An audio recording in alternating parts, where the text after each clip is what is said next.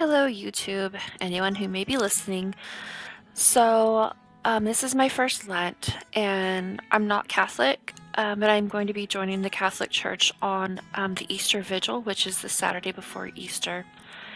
So, when I was thinking about what to give up for Lent, we obviously know that Catholics don't eat meat on Fridays, they'll have fish instead, and that's for the duration of Lent. So, that was already something that I was aware of, but I wanted to try to give up something for Lent that was meaningful to me and that would be a challenge, and maybe even something that I needed to give up, which for me, I decided to give up soda for Lent. And it's really embarrassing to talk about, but I do have a soda addiction, and I'm not saying like, oh, haha, I'm addicted. Like, no, it's an honest, legitimate addiction that I have, and it's particularly to Dr. Pepper, and it's honestly been going on, I believe, for the last 11 years, and I can't shift it.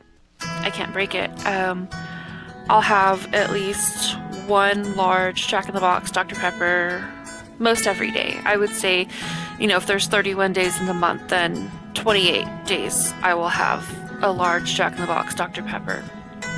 And it's something like, my nerves, they feel unsteady until I have a soda to kind of steady my nerves. It's basically like a cigarette or a drink of alcohol. It is the exact same thing, and it's literally put weight on me. I have gained, I don't even know how much weight due to soda. I want to say, I'm trying to think what I was before we got married. I know that I gained 80 pounds after we got married, and so I would say probably at least 60 pounds of that just by itself was just due to soda itself. And it's also put a belly on me. Like, I basically have a beer belly because of soda, and what causes that is that fructose is metabolized by the liver. It's not metabolized, in the stomach or whatever. So it's basically the same thing as beer. It's metabolized by the liver, and so it just goes right to your belly. It doesn't evenly distribute. So in the same concept that someone would have a beer belly, they could also have a soda belly, and that's what I have. But what's maddening about that is that despite the fact that it's put 80 pounds on me, despite the fact that, I don't have the figure I want, I just still can't stop drinking it. And it's really dumb. It's a really dumb thing to be defeated by. And it's really embarrassing. It honestly is, and it's really kind of hard for me to make this video even talking about it because it's something that has been it's been so personal. I do struggle with my weight. I struggle with feeling like an idiot because of being defeated by something so simple. But then it's like, is it really simple? It's like soda was made to be addictive. Like in the earliest times, there were extra drugs added to it to make it addictive, like literally like heroin and cocaine or whatever was put into it. Doesn't have that anymore, but it is a product that's developed in a laboratory, and the food industry does create things on particular to be marketable, to be needed, to be craved. So is it really that ridiculous that I have an addiction to soda?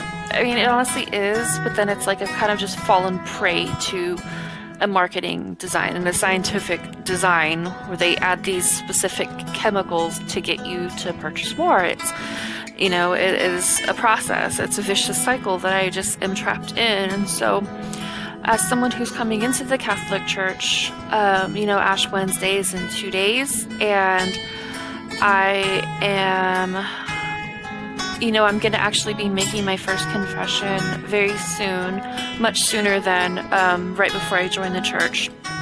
I wanted to actually go into Lent with, practicing as a Catholic, even though I'm not going to officially be confirmed until the day before Easter Sunday. But I still would like to go throughout Lent as a Catholic in a penitential mode and try to really get at the spirit of Jesus and what he went through during his Lent. The time where he was going without and being tempted and things like that. And I know that my little struggle is nothing compared to what he went through. But for me, it's a mountain. And you know, to other people, it may not be a mountain. Other people may struggle with different things. But for me, soda is my mountain. And it's horrible. It is embarrassing because it's something so trivial. But for whatever reason, my body just craves it. Like, I just crave it. So for Lent this year, I'm going to be giving up soda.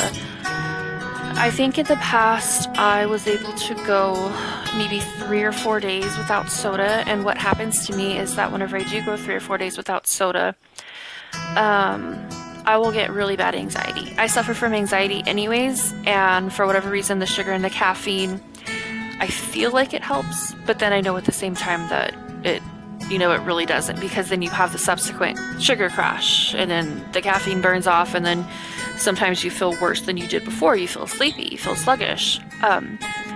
So for this 40 days, I'm gonna have to make it through, and I'm honestly pretty excited about it.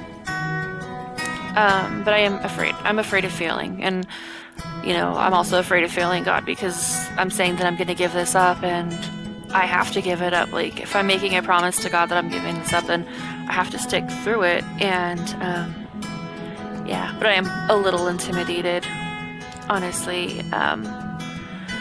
So what I'm going to do is I'm going to actually go ahead and measure my waist circumference and see what I start out as, see what I end as.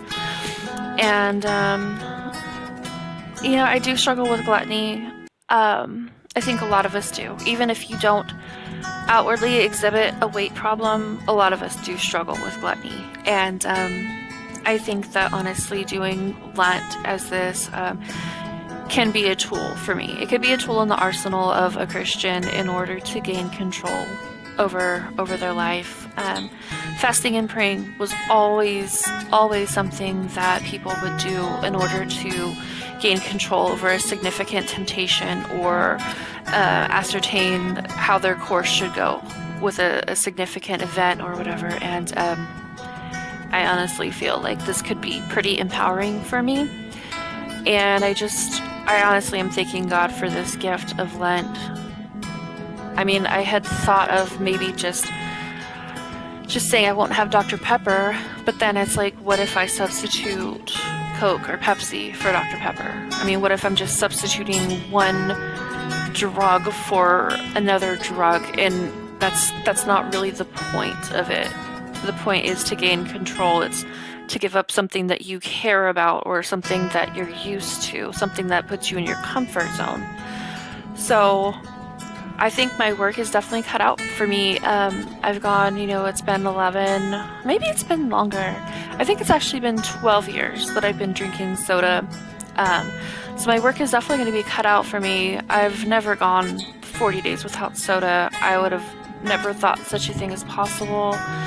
I'm still extremely intimidated by this daunting task that I'm taking on, but I'm pretty sure that Jesus felt very daunted and intimidated whenever he was in the wilderness for 40 days and 40 nights, not eating, not drinking, being hounded by the devil and tempted and things like that. And I just need to remember that with God all things are possible. And I think sometimes I do get caught in the mind frame of being a mortal person and thinking that I have limits because I have failed in the past, but God does give us the power to overcome every temptation.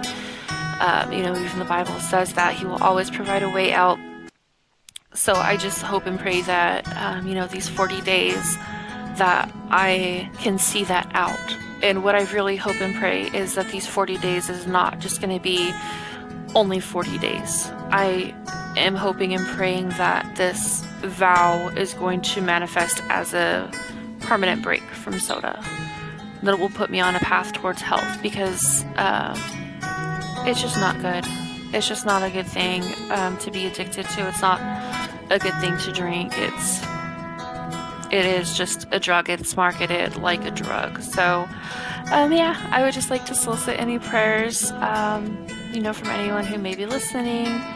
And I also wish you the best on your Lenten fast. And I hope that you guys have a great day and a happy Lent. Thank you. Bye bye.